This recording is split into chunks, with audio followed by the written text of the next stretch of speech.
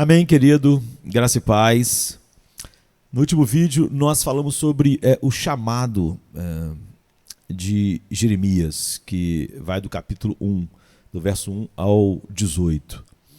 Apesar de depois eu querer voltar um pouco a olhar algumas coisas nesse chamado de Jeremias, nós queremos falar o que se seguiu, né, do verso 11 a 19 do capítulo 1 de Jeremias. Deus terminou seu chamado a Jeremias, eu diria, com um floreio. Se eu pudesse usar palavras melhor, ele terminou o chamado de Jeremias com uma apresentação incomum para aqueles dias, com uma apresentação audiovisual, né? Um show espiritual, nós poderíamos dizer. Então, a segunda metade do capítulo 1 de Jeremias consistem em três lições. Três lições objetivas. Primeiro, Deus mostra ao profeta uma amendoeira. Verso 11 e 12. Depois ele mostra uma panela fervente, ou seja, uma panela sobre um fogo forte e a panela fervendo. Isso vai do verso 13 ao 16. E depois ele mostra a Jeremias uma coluna de ferro, né? Verso 17 e 19. E ao mostrar esse show audiovisual, né, cheio de som, imagens e etc., Deus diz a Jeremias o que significam a árvore, não é, a amendoeira, a panela fervente e a coluna. Ou seja, sua palavra florescerá, seu juízo, seu julgamento, sua ira será derramada, não é? E o seu profeta permanecerá firme, inabalável, como Paulo diz, no dia mau. Não é? Então, o que esse show audiovisual, não é? Multimídia, não é? Mostrou a Jeremias? Qual é o sinal de que o inverno acabou e a primavera está chegando, a primavera está a caminho? Por exemplo, aqui, onde eu moro, aqui no Rio de Janeiro e perto da minha casa, tanto da que eu cresci quanto agora, os ipês eles começam a florescer e os ipês são árvores que eu amo, talvez as árvores que eu mais goste de ver. Então os ipês começam a florescer.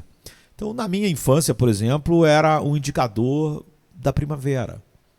Então, quando pequenas flores amarelas começavam a aparecer nos ipês lindos, né, a primavera estava definitivamente a caminho. E a vontade era de pegar a bola de futebol e ir para o campo, era algo irresistível. Então, como eu disse, eu amo ipês. Cada tipo de ipê tem uma época de florada, um pouquinho perto, né, mas um pouquinho diferente.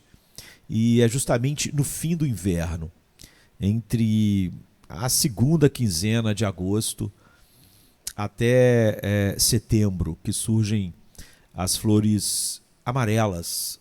Mas antes delas, as flores roxas já meio que deram o ar da sua graça.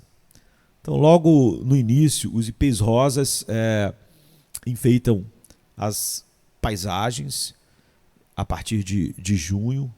E entre julho e agosto é a vez dos ipês amarelos. Tanto um quanto o outro oferecem pouco tempo de grande espetáculo, né? Cerca de 5 dias de florada para o observador, e é lindo. Em agosto, a gente então tem que ter a atenção redobrada para apreciar os ipês brancos, que florescem por apenas 2 dias, mais ou menos. Agora, isso é aqui, né, onde eu moro, onde eu cresci. Em alguns lugares, né, isso é aqui no Rio, em alguns lugares são as flores de cerejeira que significam a primavera. Na Inglaterra, por exemplo, são os narcisos. Agora, em Anatote, que era a cidade de Jeremias, como a gente viu no vídeo anterior, onde Jeremias nasceu, não é? Eram as amendoeiras em flor que indicavam isso. Então, se eles quisessem, eles poderiam ter realizado na cidade de Jeremias um festival de amendoeiras em flor toda primavera. Seria o festival da primavera. E até hoje, aquela região da Judéia é um centro de cultivo de amêndoas, não é? Então a amendoeira é sempre a primeira a florescer. Já em janeiro, já que é diferente daqui, não é? As estações estão em épocas diferentes do ano. Já em janeiro, as amendoeiras da cidade natal de Jeremias estavam cobertas de flores brancas. Então a Bíblia diz: veio a mim a palavra do Senhor. Que veio Jeremias? Deus pergunta a Jeremias. Deus está mostrando aquele espetáculo multimídia, audiovisual, né?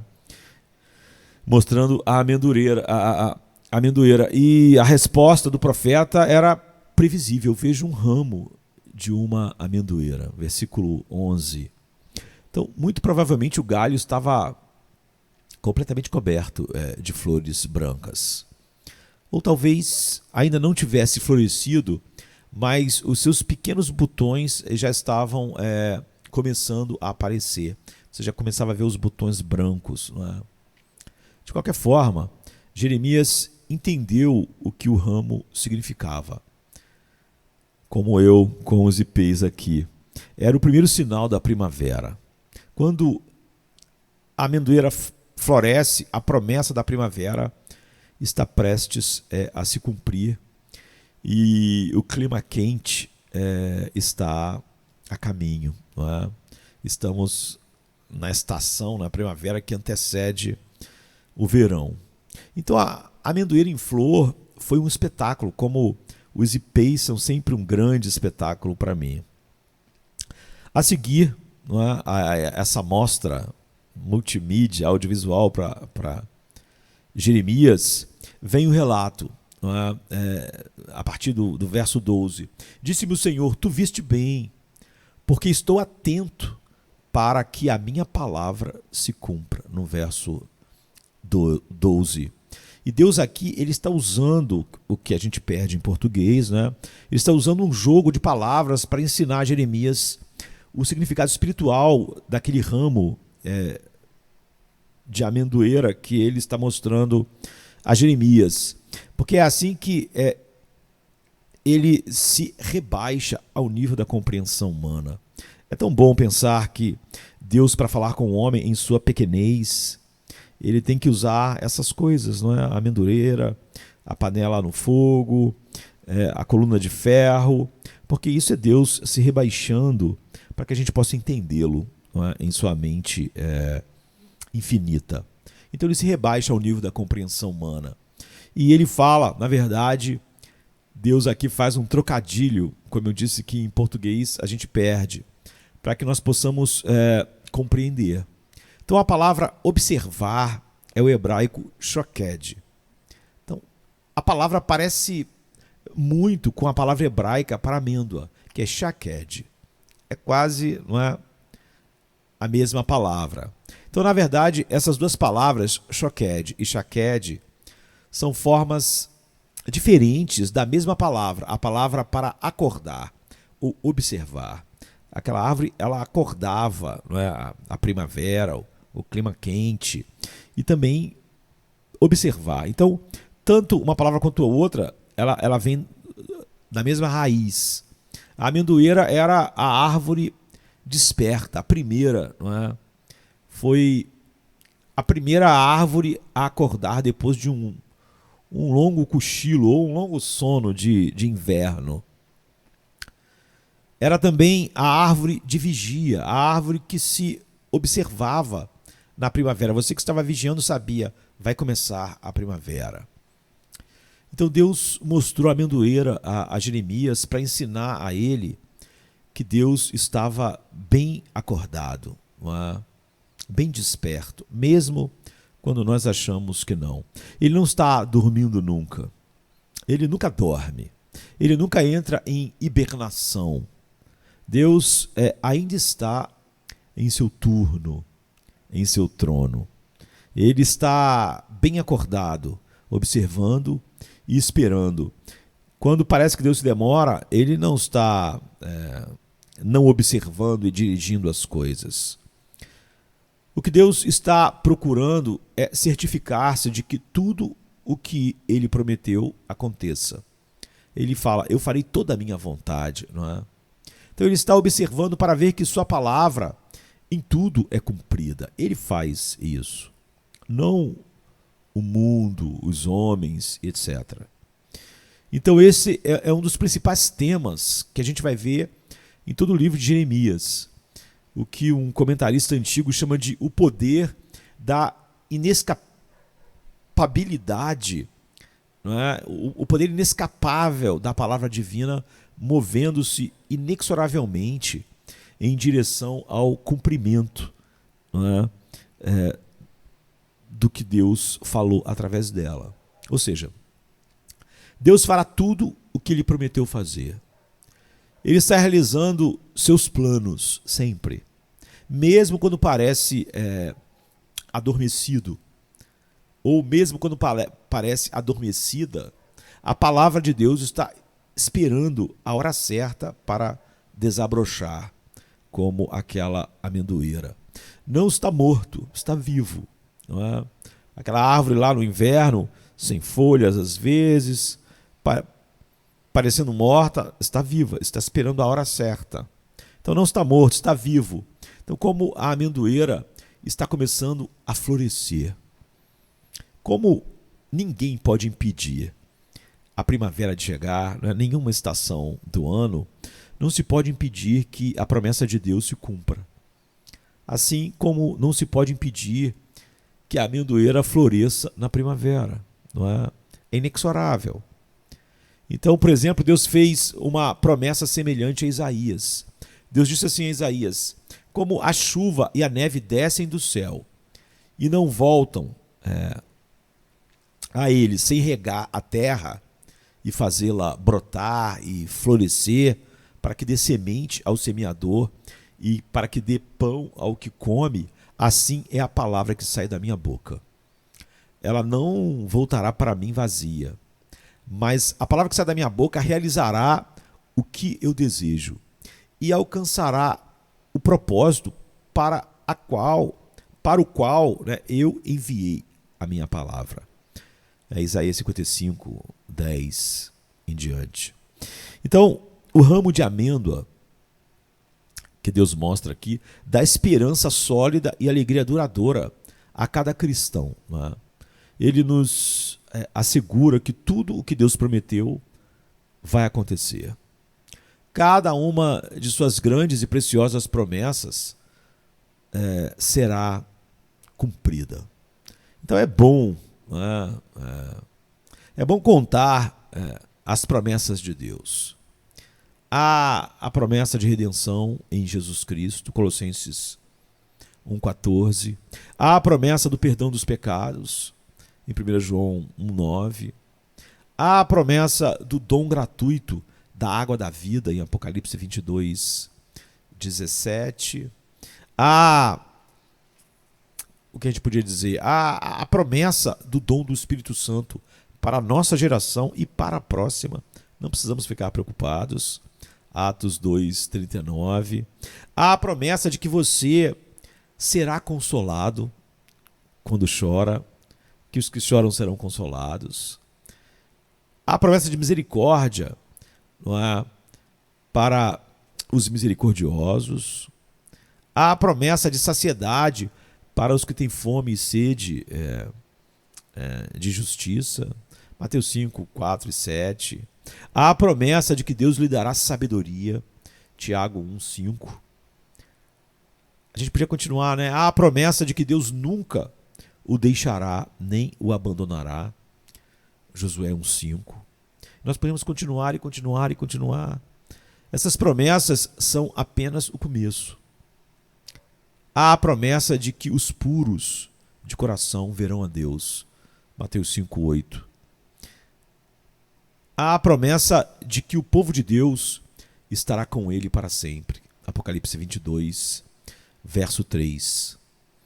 Há a promessa de que Jesus foi preparar um lugar na casa do seu Pai e que ele voltará em breve para levá-lo até lá. Não é? João 14, a partir do verso 2. Há a promessa de que o Senhor Jesus Cristo transformará o seu corpo para ser como o corpo glorioso da ressurreição. Por exemplo, em Filipenses 3, 21. Todas essas promessas são verdadeiras. Cada uma delas será cumprida. Não é? Algumas já começaram a florescer, como as flores nas amendoeiras ou no ramo de amendoeira em flor na primavera. E em breve todas as promessas desabrocharão na primavera eterna do paraíso de Deus. Então o apóstolo Paulo ele juntou todas essas promessas e muitas outras e resumiu tudo escrevendo assim: pois não importa quantas promessas Deus tenha feito, elas são sim em Cristo.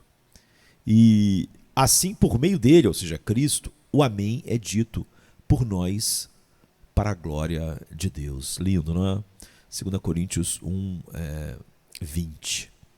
Então, a gente pode dizer que esse início desse show audiovisual, não é? Multimídia, começou assim. Não é? Incrível, não é? Lindo, maravilhoso. Mas e as promessas ou as palavras de julgamento de Deus? Será que elas vão passar também? Ou seja, Deus cumpre só suas promessas maravilhosas, ao nosso ver. Deus cumpre suas ameaças, assim como ele cumpre suas promessas. Então aqui começa uma nova cena no show multimídia de Deus para Jeremias. Ele diz: a palavra do Senhor veio a mim. Esse Senhor aqui é o Yahvé, né? O grande eu sou. Às vezes em português também isso se perde. Algumas versões colocam a palavra Senhor toda em letra maiúscula para dizer que nesse momento está sendo usada a palavra que é o próprio nome de Deus, o eu sou o que sou. Não é? Mas às vezes em português nós não temos essa distinção. Então, a palavra do Senhor, Yahvé, o eu sou o que sou, veio a mim novamente. E perguntou a Jeremias: o que você vê? É um novo ato do show, não é? Audiovisual. Ele diz: eu vejo uma panela fervendo, inclinada para o norte. É o verso 13. Então, mais uma vez, Deus usou algo comum para ensinar a Jeremias. Deus faz isso o tempo todo, não é? Ele nos ensina através de coisas comuns. Como eu disse, ele se rebaixa ao nosso nível. E quanto mais cheio da palavra de Deus, mais nós ficamos atentos em tudo que pode nos levar a vermos verdades que podem ser exemplificadas nas coisas comuns da vida. Por isso as pessoas me perguntam por que eu uso filmes, literatura, né, livros, séries, notícias, acontecimentos. Porque quanto mais saturado da palavra de Deus nós estamos, mais nós vemos a indicação dessas coisas em todos os lugares. Então, o primeiro foi um ramo de amendoeira, né? Um ramo onde vai brotar amêndoas.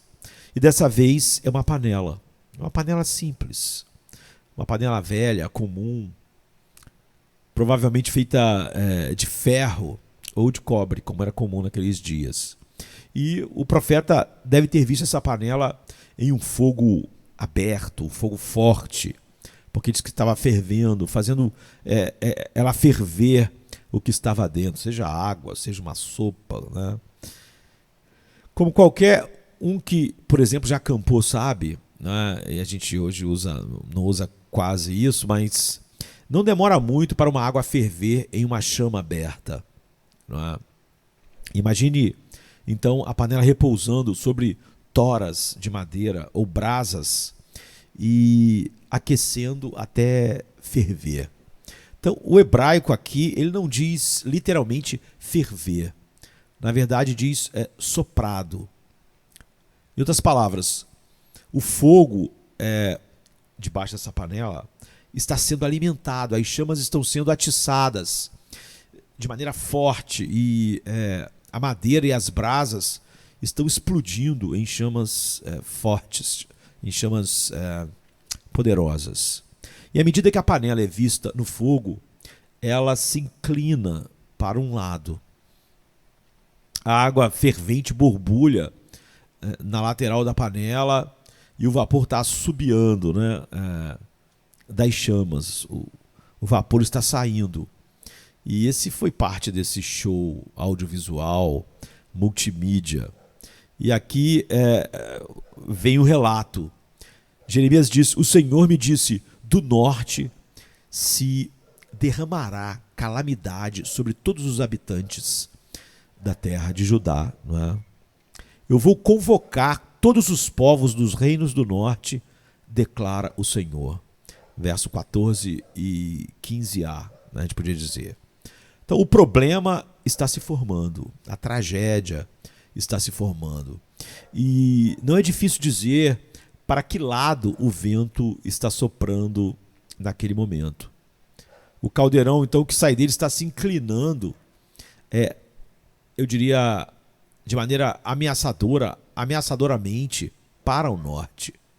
A Bíblia aqui não indica ainda, não identifica os povos do norte que virão em direção a Jerusalém. Mas nós podemos reunir os suspeitos de sempre. Talvez sejam os citas do norte da Ásia, que Heródoto menciona em sua história. Não é? Talvez sejam os assírios, embora nesse instante o poder dos assírios estivesse diminuindo nos dias de Jeremias. Mas provavelmente o que acabou sendo serão os babilônios, que iam de força em força. Estavam se tornando a maior potência militar naqueles dias. Mas o ponto real é que o próprio Deus fará o julgamento, não essas coisas, não essas nações. Não é? Deus está fazendo isso. Deus comanda as nações. Nós sempre, às vezes, esquecemos que Deus está comandando a história. Hoje, como sempre o fez. Cada nação, não é o Biden, o Putin, o presidente da China. Deus comanda as nações. E Deus está convocando os reinos do norte. Quando os babilônios vierem, eles estarão marchando sob as ordens de Deus. Por mais terrível que tudo seja. Deus é quem despejará a panela fervente e então irá derramar sobre Judá aquela panela fervente de babilônios. Não é? E julgar o pecado é prerrogativa de Deus e de Deus somente, não importa que meios ele use, aflições, problemas, babilônios, vírus, crises, não é? Ele tem a prerrogativa, somente ele tem a prerrogativa de julgar o pecado quando, onde e a hora que ele quiser. Ele é o justo juiz que desarraiga e derruba nações, que destrói e derruba reinos, como diz no verso 10. E como ele diz no verso 16, Deus diz: pronunciarei os meus juízos sobre o meu povo, ou seja, sobre o povo de Judá. Então, como será para Jerusalém ser escaldada, né, pelo caldeirão fervente do julgamento de Deus, do julgamento divino? A Bíblia diz: os reis do norte virão contra todos os seus muros circundantes, as suas muralhas, e contra todas as cidades de Judá. É o que diz o verso 15b aqui no primeiro capítulo de Jeremias. Então esta é uma dica de que quando o julgamento vier, Jerusalém será uma cidade sitiada, cercada, como era comum naqueles dias. Ou seja, exércitos inimigos poderosos acamparão ao redor dos seus muros e não farão nada, não é? Esperando que o povo de Deus morra de fome. O sítio era uma coisa terrível, não é? Uma cidade sitiada. E enquanto eles sitiariam ou sitiavam a capital, impedindo uma reação, esses exércitos teriam o caminho livre contra todas as outras cidades do reino e vilarejos indefesos na zona rural circundante à capital, que não poderá mandar ajuda, como a própria cidade de Jeremias, que, como a gente viu, da cidade de Jeremias, entre o Mar Morto e Jerusalém, ele conseguia ver da sua cidade as muralhas de Jerusalém. Como Jerusalém vai estar sitiada, quem protegerá Anatote? Ninguém. Mas aqui está o verdadeiro retrocesso, não é?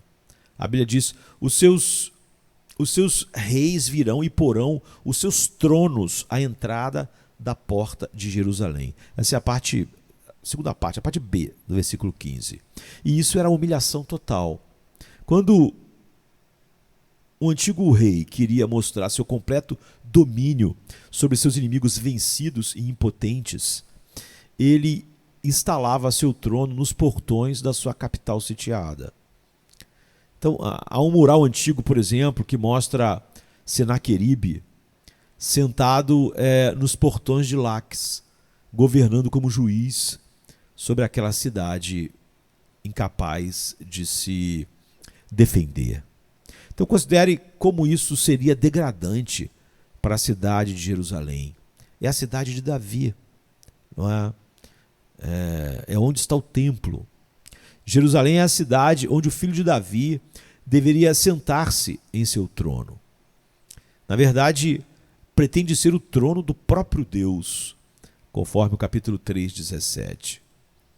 Mas quando aquele caldeirão fervente transbordar sobre Jerusalém, os generais babilônicos estacionarão seus tronos, não é? Suas bigas, não é? E os reis colocarão seus tronos bem no meio dos portões da cidade. E essa profecia foi cumprida, é claro, mais tarde. Jeremias contará como um cara com nome estranho chamado Nergal Jarezer de Sangar, e depois Nebo Sarsequem, e depois outro cara com esse mesmo nome estranho, Nergal Sharezer, acamparam no portão médio de Jerusalém, no capítulo 39, verso 3 de Jeremias.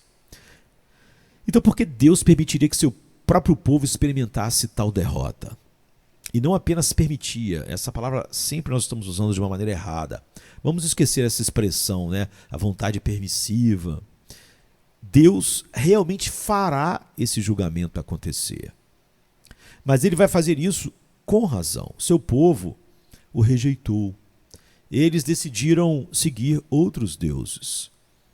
Decidiram construir sua identidade, a definição de quem é, em outra coisa, como nos nossos dias. Muitos que se dizem cristãos constroem sua identidade no que a cultura diz, no humanismo secular, definem sua alma e seus problemas como a psicologia secular define e não como a Bíblia o faz. Então, ele segura um caldeirão sobre eles. E ele diz: por causa de sua maldade em me abandonar, em queimar incenso a outros deuses e em adorar o que as suas próprias mãos fizeram. Nós gostamos de adorar, criar coisas, fazer coisas e depois achar que o nosso poder está naquilo que nossas mãos fizeram, né? Nossa segurança. Deus fará isso. Versículo 16. Então o povo de Deus, ele não receberá mais do que merece. Como sempre é, justiça é dar o que merece. Por isso que quando as pessoas dizem assim, se Deus fizesse isso, ele não seria justo. Sempre é tolice, não é? Deus usa de graça e de justiça. E nunca ninguém pode merecer graça, já que merecer e graça são palavras incompatíveis. Você só pode merecer justiça. O homem só pode merecer a condenação de Deus. Ele não pode merecer ser salvo. Portanto, salvação nunca pode ser reivindicada, não é? Ela é graça, não é salário. Eles queimaram incenso a outros deuses, o que foi uma violação flagrante do primeiro mandamento que Deus deu. Não terás outros deuses diante de mim. Êxodo 20, verso 3.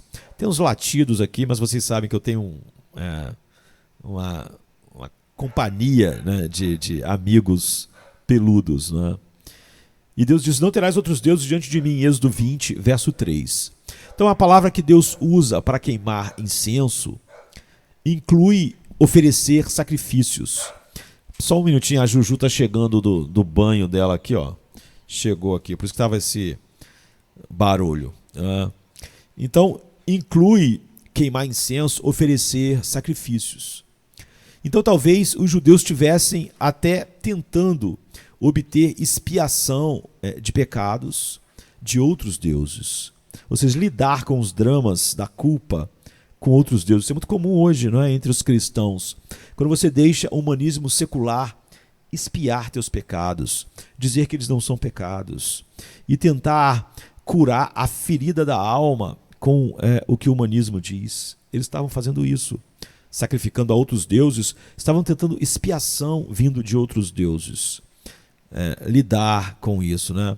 Eles também adoravam ídolos que tinham feito com suas próprias mãos, o que era uma flagrante violação do segundo mandamento. Não farás para ti imagem, não te prostrarás diante delas, nem a adorarás. Êxodo 20, 4 e 5. Né?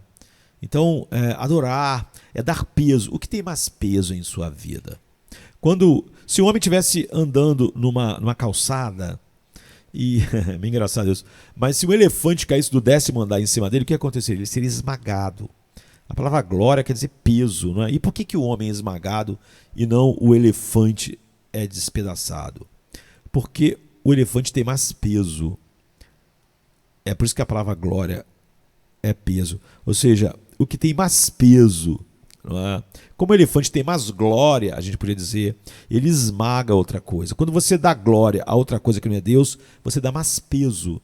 Você dá mais peso a alguém para te fazer feliz, mais peso ao dinheiro, mais peso a alguma situação. Você está glorificando aquilo. Então, não é de admirar então que as tribos de Judá e Benjamim, que compunham esse reino do sul, se encontrassem debaixo da panela fervente. Então esse show multimídia pictórico, ele é um aviso para quem não tem um relacionamento pessoal com Cristo, ou para aqueles que dizem que têm, mas vivem um cristianismo nominal, ou aqueles que mudam o evangelho para se adaptar à nossa cultura, guiados pelo humanismo secular. Se você é como as pessoas dos dias de Jeremias, você então está sob o caldeirão fervente do julgamento divino. E ele está começando a ferver, as suas chamas estão crescendo. Eu diria, não repita. Não repita o erro deles, porque eles não acreditavam que Deus punia o pecado assim. Eles sempre achavam que Deus ia ter misericórdia sempre, paz quando não havia paz. E muitos líderes, todos os líderes, sacerdotes e profetas, os pastores daqueles dias, diziam que Deus era misericordioso, maravilhoso, que Deus nunca faria isso, que Jeremias era maluco, não é? E eles decidiram que Jeremias estava apenas respirando ameaças vãs e que Jerusalém nunca seria destruída. Era a cidade de Deus, era a cidade de Davi, o templo estava lá, Deus nunca faria isso, um Deus de amor, ele nunca derramaria sua ira sobre Jerusalém. Então, sua atitude desdenhosa é resumida nessa provocação que está em Jeremias 17, verso 5. Onde está a palavra do Senhor? Eles não achavam que Jeremias realmente falasse por Deus. E essa é uma atitude perigosa de se tomar. Se Deus é o Deus da amendoeira, o Deus da promessa, o Deus daquelas promessas maravilhosas, cumprindo suas promessas, nós temos que lembrar que Deus também é o Deus da panela fervente. Suas ameaças de julgamento são tão certas quanto suas promessas de graça. Então, ele observa para que sua palavra seja cumprida, tanto como a amendoeira, como a panela fervente. Como o povo de Jerusalém acabou descobrindo um dia, exilados na Babilônia e totalmente destruídos. Tudo isso vai acabar em ruínas. Tudo isso vai acabar, a gente poderia dizer, nas lamentações de Jeremias. Não é? Então, se você conhece a Cristo, pense duas vezes antes de se curvar aos ídolos culturais, ao humanismo secular, às definições da psicologia humanista secular sobre o teu coração, sobre técnicas de autoestima. Os valores desse mundo se confundem com os valores do reino de Deus. Isso acontece hoje fortemente nos púlpitos. E é por isso que a igreja sempre precisa estar em guarda contra o mundanismo. Os deuses, como eles tinham tantos deuses, né? Os deuses do eu, os deuses do sexo, os deuses do poder, os deuses do luxo, os deuses da popularidade, os deuses da beleza, estão sempre clamando por atenção e por ser adorados e fazendo promessas que vão te dar identidade, autoestima, aceitação. Não é? Faça ouvidos moucos para esses deuses, pois é contra tais pecados que a ira de Deus está prestes a ser revelada para Judá. É contra esses pecados que a panela fervente vai ser derrubada e derramada sobre Judá. Mas havia ainda o terceiro aspecto desse show multimídia, audiovisual, não é? E que era o último. Não é? Então, primeiro Deus repetiu o chamado de Jeremias. Deus diz: prepare-se, levante-se e diga-lhes tudo o que eu lhe ordeno. Não se assuste com eles, ou eu te aterrorizarei diante deles. Verso 17.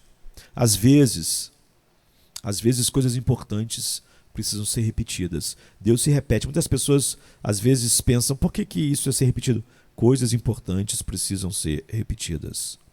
Especialmente para candidatos duvidosos à verdade de Deus, não é? Ou ao serviço cristão, já que essa foi a primeira resposta de Jeremias, né? Sou só uma criança, um adolescente, não tenho habilidades.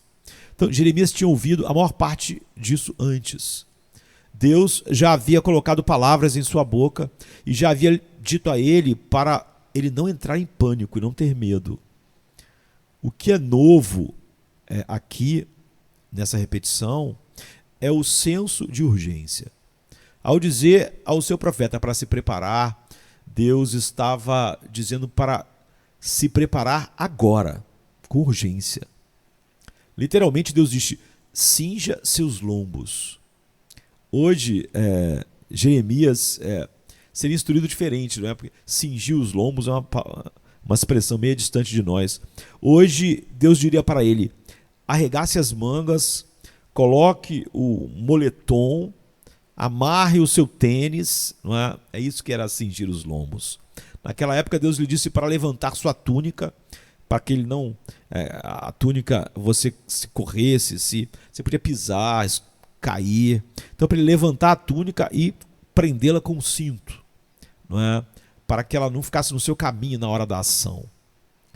E a outra novidade é a advertência: não se assuste com eles, ou eu o aterrorizarei diante deles. Se Jeremias entrar em pânico, Deus lhe dará algo realmente para entrar em pânico. Deus vai fazer o seguinte: se você entrar em pânico por causa de homens, eu vou te aterrorizar. Então você vai entender o que é entrar em pânico quando Deus aterroriza. Então a questão é que se Jeremias perder a coragem na frente de meros seres humanos, Deus se mostrará infinitamente mais assustador. Então aqui eu lembro do comentário de João Calvino sobre esse verso. Ele diz que essa passagem contém uma doutrina útil, da qual nós aprendemos que a força nunca faltará aos servos de Deus, enquanto eles derivam coragem da convicção de que o próprio Deus é o autor do seu chamado. Não falta força enquanto eles estão alicerçados na palavra de Deus, porque Deus então os suprirá, Calvino diz, com força e coragens invencíveis, de modo a torná-los formidáveis para o mundo inteiro, como Calvino, Lutero foram, né? Mas ele continua: se eles forem desequilibrados, trôpegos e tímidos, e se voltarem, andarem para lá e para cá, em vez de irem numa linha reta, e forem influenciados ou atemorizados pelo medo dos homens, não é? Deus os tornará vil e desprezível. Irá fazê-los tremer ao menor sopro do ar. Sabe quando alguém tem pânico, que qualquer barulho na floresta assusta, que um pássaro cantando te apavora? Então, é assim que eles vão ficar, de tão aterrorizado que estão. Quando a gente está com medo no lugar, cada barulho às vezes o barulho não é nada, né? Mas nos assusta.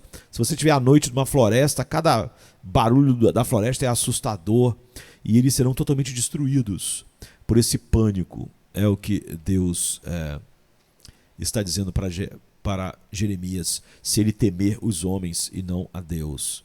Então ele vai conhecer o que é ser aterrorizado. Então Jesus Cristo lhe repete essa advertência para o benefício dos seus discípulos. Jesus diz: se alguém se envergonhar de mim e das minhas palavras nessa geração adulta e pecadora, por exemplo, na nossa, saturada de humanismo secular, se você na faculdade, no trabalho, em qualquer lugar, se você se envergonha da verdade de Deus, se alguém se envergonhar de mim e das minhas palavras nessa geração adúltera e pecadora, Jesus diz, o Filho do Homem se envergonhará dele quando vier na glória do seu Pai com os santos anjos. Mateus 8:38. Qualquer um que fale uma palavra de testemunho em favor de Cristo, mesmo diante do ridículo ou da perseguição, precisa fazê-lo com coragem espiritual, sem estar em pânico ou sem tentar dar um jeito de não ficar tão ofensivo para a nossa cultura. Então, se Jeremias for tão ousado assim, ele precisará de força sobrenatural, como nós também, que é exatamente o que Deus prometeu dar a ele. Hoje é a última visão, né? Hoje eu fiz de você uma cidade fortificada. Fiz de você uma coluna de ferro e fiz de você um muro de bronze para resistir a toda a terra. Contra os reis de Judá, seus príncipes, seus oficiais, seus sacerdotes e também todo o povo de Judá. Eles lutarão contra você, mas eles não te vencerão, pois eu estou contigo e eu te resgatarei, declara o Senhor. Verso 18 e 19, né, do capítulo 1. Então, quão forte será Jeremias? Deus fez dele uma cidade fortificada. Ele será uma metrópole de um homem. Não é? É incrível a visão, não é? A ideia. Ele será como uma cidade sobre uma colina, com muros altos e fortes, inexpugnáveis. Não é? Uma cidade na colina com muralhas defendida por um poderoso exército. Não é? Ele será, eu diria, como, por exemplo, o faraó Tutmés III, que foi descrito como um herói, uma fortaleza excelente para o seu exército, uma muralha de ferro numa coluna lá no Egito. Jeremias não era um herói militar. Jeremias não era um homem de armadura, mas ele era igualmente forte. E Deus também o fez então um pilar de ferro, uma viga de aço de um homem. A palavra aqui, pilar, não é a palavra para uma coluna independente, como a gente podia imaginar, uma coluna entre muitas. É a palavra para um suporte ou um poste de fundação que sustenta o edifício inteiro. Jeremias será uma torre de força. Ele será como um arco botante sustentando a parede de uma catedral. Ele apoiará sozinho e sustentará o povo de Deus. Então Deus fez Jeremias, o texto diz, um muro de bronze, que é um baluarte de metal de um único homem. Na verdade, isso não existia no mundo antigo. Não havia paredes de bronze no mundo antigo. Por exemplo, no Museu Britânico em Londres, há portões de bronze da Assíria. Mas eles são apenas portões. Tá? E, na verdade, são portões de madeira que eram revestidos de bronze, já eram muito fortes. São portões fortes, né? Que as grandes cidades de uma potência como a Síria tinham. Mas imagine o quanto seria mais forte se o portão não fosse de madeira coberto de bronze, mas de todo de bronze. E naquela época isso não existia. Mas foi assim que Deus diz que fez Jeremias. Jeremias, ele precisava desse tipo de força. Ele precisava da tripla proteção de ser uma cidade fortificada, uma coluna de ferro e uma muralha de bronze. Deus ordenou que ele tomasse posição firme com a verdade contra os reis, contra os oficiais, contra os sacerdotes e contra todo o povo de Judá. É fácil, né? Até no nosso dia, ser um leão na internet, na igreja, e um cordeirinho na faculdade, no trabalho. Não é? O que não deixou, é óbvio, essa posição de Jeremias com muitos aliados. Na verdade, não deixou com nenhum aliado. Jeremias vai ser uma voz firme, um homem profundamente sofredor por 40 anos, sem ninguém ouvi-lo. Os reis de Judá, por fim, Josias, Joaquim e Zedequias, não estariam defendendo como deveria, e os outros dois últimos seriam completamente contrários a ele. Não é? A mensagem dele não era popular, não era o que as pessoas gostam de ouvir. Os cortesões, conselheiros e funcionários públicos do reino estavam contra ele completamente, o odiavam. Não é? Assim, eram as pessoas da terra, a igreja daqueles dias, né? Ou seja, as pessoas comuns, junto com os poderosos, que também estariam contra ele. Até os seus próprios colegas de ministério se voltaram contra ele. Ou seja, todos os profetas eram contra Jeremias. Então, com amigos como esse, né? Companheiros de ministério como esse, quem precisa de inimigos? Né? Então Deus avisou Jeremias que ele não ganharia muitos concursos de popularidade, né? Pelo contrário. Seu aviso foi acompanhado por palavras fortes de confronto. Eles lutarão contra você. Lembre-se que Jeremias é um mero adolescente na juventude, começando a juventude. Eles lutarão contra você. Deus usando uma palavra para conflito militar aqui. O povo ia declarar guerra a Jeremias, emboscando a cada passo e tentando destruir seu ministério a cada movimento. Quando Deus disse a Jeremias para cingir os seus lombos, não é, que eu falei que era colocar o tênis, o moletom hoje em dia, não é? O que ele realmente estava ali dizendo para fazer era vestir suas roupas de combate. Né? Jeremias foi designado sobre nações e reinos para destruí-los e edificá-los. Verso 10, como a gente já viu, né? E isso incluía enfrentar os inimigos de Deus, recusando-se a ceder a qualquer pressão política de acordo. Não é? E como ele poderia fazer isso? Enfrentar os inimigos de Deus, que oficialmente muitos deles representavam Deus naquele dia, faziam parte da igreja daqueles dias. Como pode um crente, muito menos um jovem, saindo da adolescência, que ele mesmo disse não sabe falar, não tem eloquência, pouco mais que um adolescente, ter a coragem de enfrentar os inimigos de Deus em um mundo perverso? Então, coragem e força vem do Senhor. Jeremias não tem realmente nem idade, nem experiência, nem capacidades. Jeremias não se transformou em uma cidade fortificada.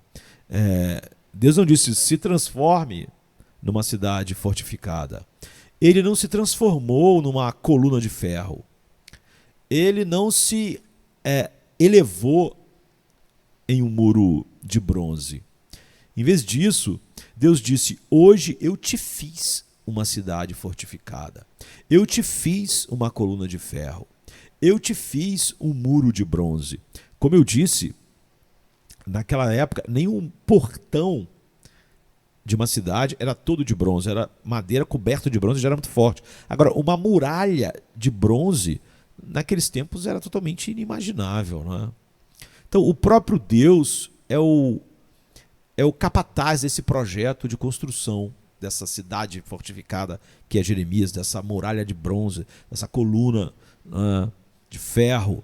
Então observe que ele fala com Jeremias no passado. Eu te fiz.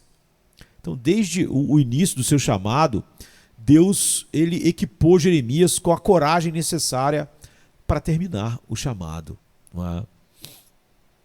Um grande estudioso judeu chamado Moisés Maimônides, ele nasceu em 1135 e morreu em 1204 depois de Cristo. Ele tinha, ele falava sobre o chamado profético, dizendo que assim encontramos profetas a olhar para essa declaração de Deus a Jeremias, que não deixaram de falar ao povo até que fossem mortos, todos os profetas.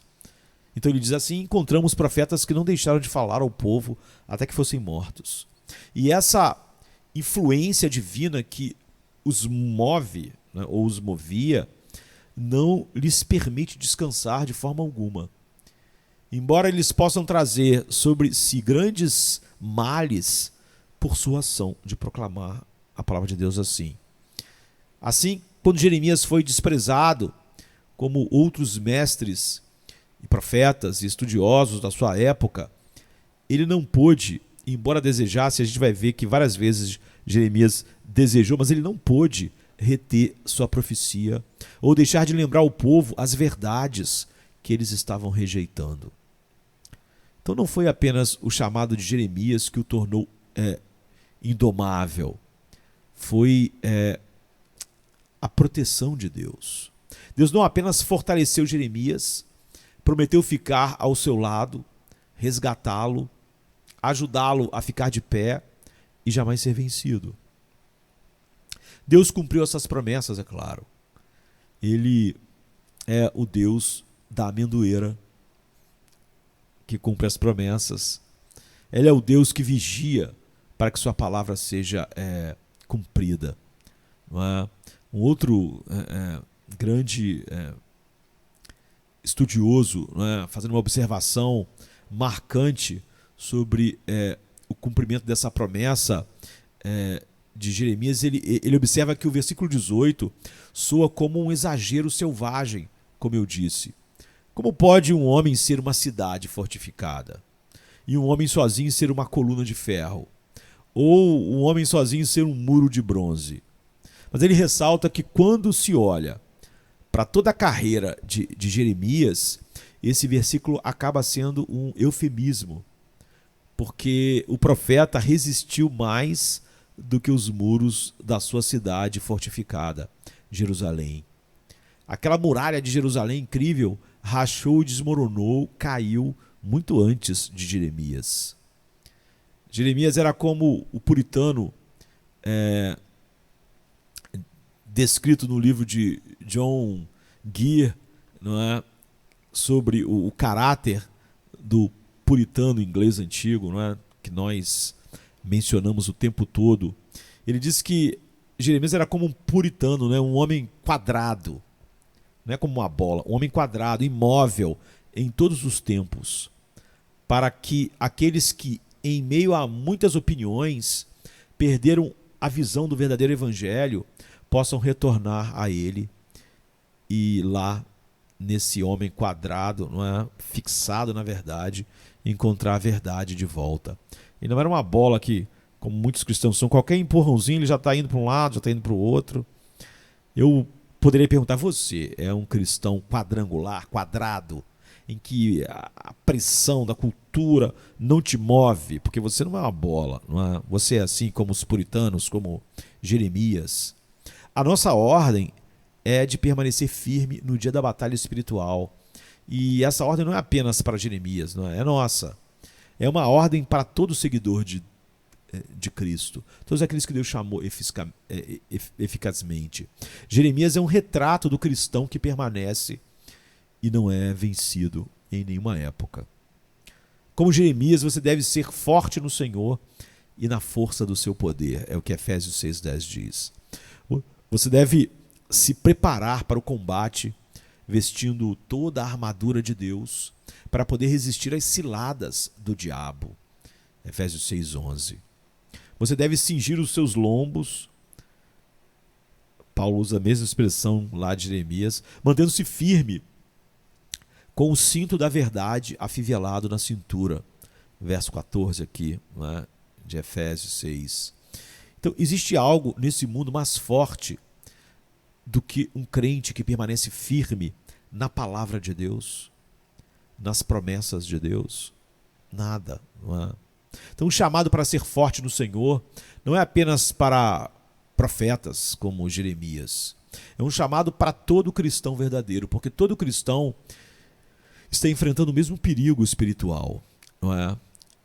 No livro O Progresso do Peregrino, ou Peregrino, né, de John Bunyan, que foi lançado em 1678, cristão ele responde ao chamado de Deus e embarca em uma grande jornada para a cidade celestial, né, saindo da cidade da destruição, e no caminho ele encontra um homem chamado Senhor Bom Tempo, um homem que difere do que ele chama de cristão do tipo firme, rigoroso. Ou seja, o cristão assim, ele é um cristão de bom tempo mesmo. Ele não pode ser incomodado com as exigências do discipulado. Ele não está disposto a arriscar tudo por Deus, se isso incluir sofrimento, desprezo do mundo, da cultura, enfim, ele não está, não é? E ele diz, nós nunca lutamos contra o vento e maré. É a filosofia do cristão, do que se dizia cristão, né? Que no Peregrino se chama Bom Tempo. Ele diz, sempre somos mais zelosos quanto o Evangelho está caminhando com chinelos de prata. Gostamos de andar com ele na rua, se o sol está brilhante, ou se as pessoas na nossa cultura aplaudem.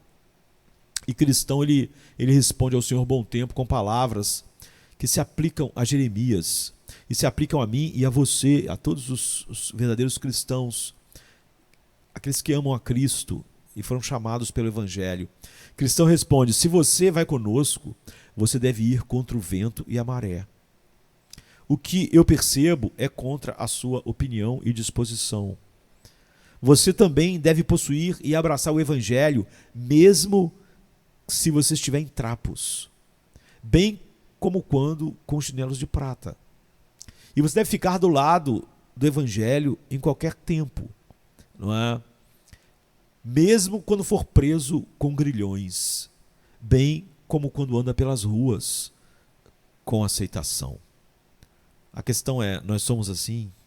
Não é?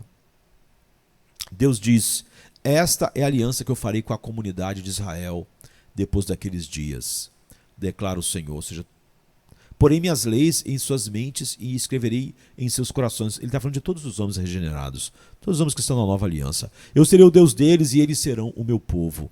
Hebreus 8:10. Assim Deus fala sobre quem ele amou e escolheu soberanamente na eternidade. Um verdadeiro cristão. Toda a nossa bem-aventurança presente e futura está envolvida nesse propósito santo e gracioso de Deus. Eu diria naquele galho de amendoeira, não é? Tudo irá cooperar para o bem daqueles que amam a Deus, que ele escolheu segundo o seu propósito. Agora, se estamos entre esses, se Deus realmente é o teu Deus, todos os seus gloriosos atributos e perfeições são usados e empregados para o seu bem-estar eterno. É por isso que alguém como Jeremias pode ser uma muralha de ferro e uma coluna de ferro, uma muralha de bronze, né? Uma cidade fortificada, porque todos os atributos de Deus vão ser empregados nisso. A misericórdia de Deus vai suprir todas as necessidades. Ou seja, nós temos aquele galho de amendoeira. O poder de Deus conquistará todos os teus inimigos. Sua sabedoria direcionará todos os teus caminhos. A fidelidade de Deus responderá a todas as suas orações segundo a sabedoria dele. Sua justiça manterá firmemente a nossa causa, ou sua causa, se você está nessa nova aliança. O seu amor infinito e misericórdia serão exibidos em todas as suas graciosas relações contigo, instante após instante, no dia bom e mal. Você não vai ser como o cristão bom tempo lá, né? O Senhor bom tempo. E a paz dele reinará e guardará o teu coração, não importando quão escura a noite seja. Porque se Deus é realmente o teu Deus, como era de Jeremias e de todos aqueles que estão na nova aliança, então as promessas são a tua herança para sempre, e minha também. Os preceitos de Deus são o teu guia eternamente. Se você é regenerado, então as doutrinas de Deus são o seu paraíso atual e na eternidade. O Filho de Deus é teu Salvador, é teu sacerdote, teu rei. É assim que nós somos feitos muralhas, não é? E portões de bronze. Seu Espírito é teu santificador infalível e teu tutor perfeito. E ele mesmo é a tua porção eterna, a porção eterna do teu cálice de alegria sem fim, como está no Salmo 119, 57. Se o Deus de Jeremias, se o Deus de todos os regenerados é o teu Deus, é realmente o teu Deus, então ele livremente, soberanamente, vai te conferir todas as coisas realmente boas, boas para a tua alma, mesmo que não pareçam boas para teu conforto momentâneo, como acontecia com Jeremias. E finalmente ele te coroará com glória eterna. Se ele é o teu Deus, então ele vai inexoravelmente te guiar continuamente, te disciplinar ocasionalmente, sempre te receber graciosamente e te abençoar de fato. Se Deus realmente é teu Deus, então todas as coisas são tuas. A Bíblia diz, o apóstolo Paulo diz, coisas presentes e futuras.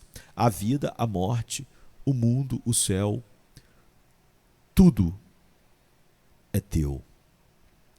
Se Deus, como era Deus de Jeremias, é realmente o teu Deus na aliança em Cristo, ele não considerará nada demasiado ou demais, ou grande, ou difícil para fazer por você. E nada glorioso demais ele achará que ele não possa dar a você, se isso for necessário. Todos os tesouros do tempo e todos os recursos e poderes da eternidade, se necessários, serão empregados para seu benefício espiritual e eterno. Eu diria que jamais faltará nada que é realmente para o seu bem e para a glória de Deus. Então, ter Deus como teu verdadeiro Deus, como é o chamado para Jeremias, é a mais alta bênção e honra do universo. Quão abençoado é o homem que tem Deus como seu verdadeiro Deus. E isso vai fazer com que no dia da aflição e decepção, tudo mude, não é? Você nunca vai ser como o Senhor Bom Tempo. Jesus diz assim: até os cabelos da tua cabeça estão numerados. Não tema, portanto, você tem mais valor do que muitos pardais. Lucas 12, verso 7. Jesus Cristo nos assegura que nenhum dos eleitos de Deus jamais estará em perigo real ou sofrerá algum dano real, porque nós estamos sob o cuidado e a proteção especial do próprio Deus. Então esse verso, essa declaração de Cristo, é uma fonte constante de paz e encorajamento, por exemplo, para a minha alma, como devia ser para Jeremias e para você. 1. A predestinação divina. O texto aqui pode ser melhor traduzido: todos os cabelos da sua cabeça foram numerados. Então, antes do mundo começar, nosso Pai Celestial contou e ordenou o número de cabelos que deviam estar instante após instante sobre sua cabeça. Então, nesse exato momento, e no outro, e no outro. Então, essa é uma predestinação meticulosa, porque isso é uma coisa insignificante. Se isso, que parece insignificante, a quantidade de cabelos na minha cabeça, foi predestinada na eternidade, precisamente, instante após instante, o que então poderia falhar ou faltar a essa meticulosa predestinação? Ou seja, o que isso nos diz? O propósito soberano da graça de Deus na predestinação inclui tudo o que experimentamos, até a quantidade de cabelo que nós temos na cabeça. Em segundo lugar, nós temos uma garantia consoladora da providência divina. O objetivo principal desse texto é nos mostrar, eu diria, o domínio constante de todas as coisas de nosso Pai. O pardal não pode cair no chão, e um fio de cabelo não pode cair da nossa cabeça sem o decreto eterno de seu Pai na predestinação e sua direção na providência. Em terceiro lugar, o conhecimento perfeito de Deus sobre todas as coisas relacionadas a nós. Nosso Deus, que predestinou todas as coisas e governa todas as coisas, conhece todas as coisas. Somos tão conhecidos por Deus que Ele até numerou os cabelos de nossas cabeças. Jesus diz: seu Pai sabe. Nós não precisamos de outro conforto além desse. Não é? Nem Jeremias precisava, nem Paulo, nem eu, nem você. O conhecimento do Senhor sobre nós é constante e completo. Seu conhecimento de nós é o conhecimento de um Pai terno e compreensivo. Deixa eu beber aqui.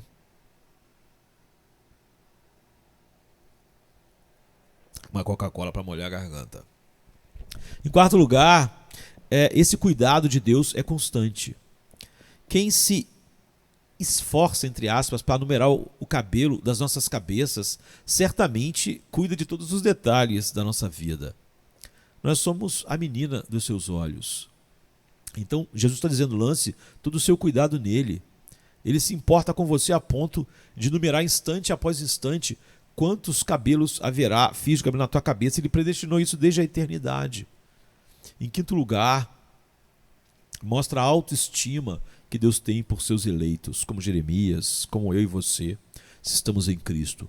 Deus numerou nossos cabelos porque os valoriza. Nada em nós é insignificante ou sem importância para Deus. Ele nos mantém em honra e autoestima por causa de Cristo, por causa do seu gracioso propósito em relação a nós em Cristo. Porque Ele nos tornou um com seu Filho amado, o Senhor Jesus Cristo. É o que diz Isaías 43, 3, 5, 1 João 4, 9 e 11. Em sexto lugar, a promessa da proteção divina está aqui. Os cabelos de nossa cabeça estão todos numerados porque, eu diria, o nosso Deus pretende que nenhum cabelo, como Jesus disse, da sua cabeça pereça. Ou seja, aflições são certas para Jeremias, para mim, tentações com certeza. As tribulações são constantes neste mundo. mas não há nenhum motivo para medo, não é? Porque até os próprios cabelos da sua cabeça estão numerados. Isso quer dizer o quê? Nada grande ou pequeno pode acontecer a um dos eleitos de Deus sem o decreto e a direção da providência de Deus para a sua glória e para o bem deles. O governo providencial do nosso grande Deus sobre tudo nesse mundo é uma verdade que é claramente revelada e constantemente ensinada na palavra de Deus. Então, assim como o telescópio e o microscópio nos mostram que há ordem e há design em todas as obras da mão de Deus, de algo imenso como uma galáxia a algo microscópio, não é? Desde o maior planeta até o menor ser, o livro de Deus nos ensina que há uma sabedoria infinita, ordem divina e design gracioso em todos os eventos de nossas vidas diárias. De Jeremias, de Paulo, de Pedro, minha, sua. Não existe acaso, sorte ou acidente na criação de Deus ou em nossa jornada por esse mundo. Tudo vai cooperar para o nosso bem. Tudo é arranjado e designado por Deus, nosso Pai celestial.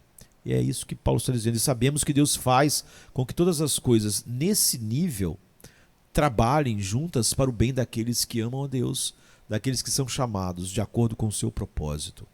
Romanos 8, 28, né? Um dos textos mais conhecidos e amados por nós. Nós temos que buscar ter um senso permanente, então, da mão de Deus em todos os nossos assuntos. A mão de nosso Pai mede nossa porção diária. A porção diária de Jeremias, aflições, livramentos. Todos os nossos passos são ordenados por aquele que nos ama com amor eterno, não é? Então a confiança na sábia e boa providência de Deus é um poderoso antídoto, não é? Contra murmúrios e descontentamentos. E também infunde coragem, como em Jeremias. No dia da aprovação e decepção, como no dia da alegria e felicidade, tudo está certo e tudo está bem, não é? Tudo está bem feito. É por isso que nós não somos como aquele senhor bom tempo, não é? Do progresso do peregrino. Quando estamos deitados na cama da doença, há um necessário, entre aspas, para isso. Senão, isso não aconteceria. Porque acontece, o próprio fato de acontecer deve nos garantir que é para a vantagem de nossas almas. Então vamos nos curvar e ficar quietos e suportar, como Jeremias vai fazer, a gente vai ver durante a sua longa jornada, todas as coisas pacientemente. A nossa é uma aliança eterna, ordenada em todas as coisas e com certeza.